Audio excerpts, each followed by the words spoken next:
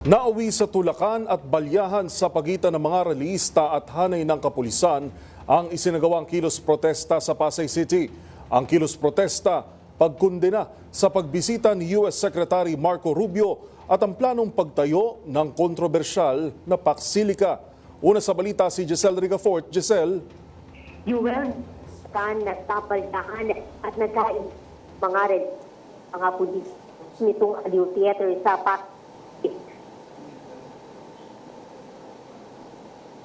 Iba pa po yung sumugod dito sa lugar para kundinahin yung pagbisita sa bansa ni U.S. Secretary of State Marco Rubio at yung project na pinangungunahan ng Estados Unidos sa Bayan Secretary Federal na isang 22 anyos na babae na kanina at dinala sa police station. Nasugatan naman yung 50 anyos na si Orly matapos yung pakinggan na bahagi na kaya. Saan nangyari?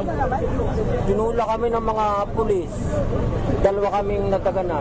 Hospital na gano'n. May mga kasama pa po kayo na sugatan.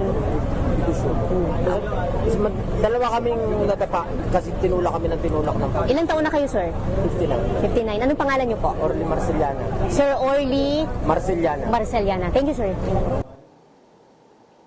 Ako lang tatangka na arrest yung veteran photojournalist na si Bulit Masagsagalan Tony pagkukunan ng larawan yung pag-arrest ko nga doon sa isang terorista kaya napamura sa kanina.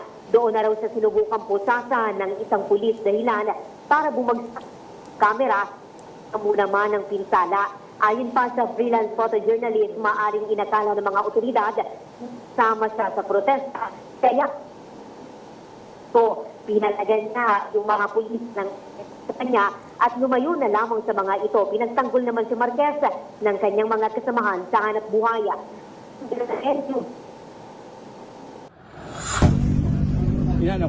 Tinatakpan yung camera ko. Ginawi ko ng gano'n. Tapos, inano niya, muntik na akong, siyempre, nakapagbigkas ako ng, alam mo na, nang hindi masyadong maganda. Siyempre, sa reaction lang naman yun. Tapos, hinihila ako. Tapos, paghila sa akin, bumagsak yung camera ko. Nalaglag yung camera ko. Tapos, pagkapulot ko ng gano'n, inaaresto na ako. Tapos, balak daw akong pusasan. So, binasiwas ko na lang tapos pumunta na ako sa ranch ng mga putas. Bakit daw ako nagmumura? Laway muna. Isa sa harap, isa sa likod. Tapos yung...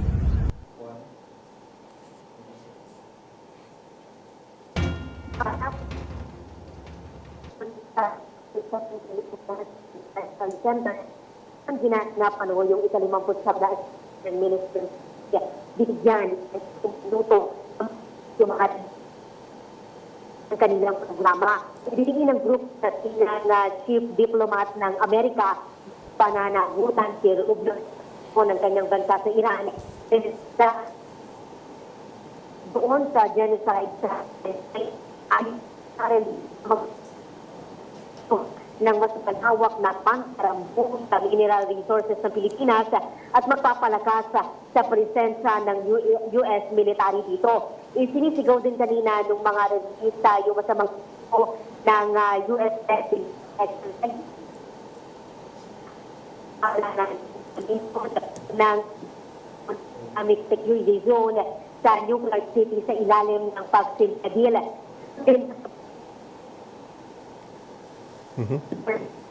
Nila'y pagbebenta sa pambansang patrimonya at sa pakikipagtulungan umano nito sa Amerika na naglalagay sa bansa mas angkot sa kaguluhan. Wala pa namang report ng mga kapulisan sa ngayon kung mayroon ba o ilan na aresto sa demonstrasyon. Para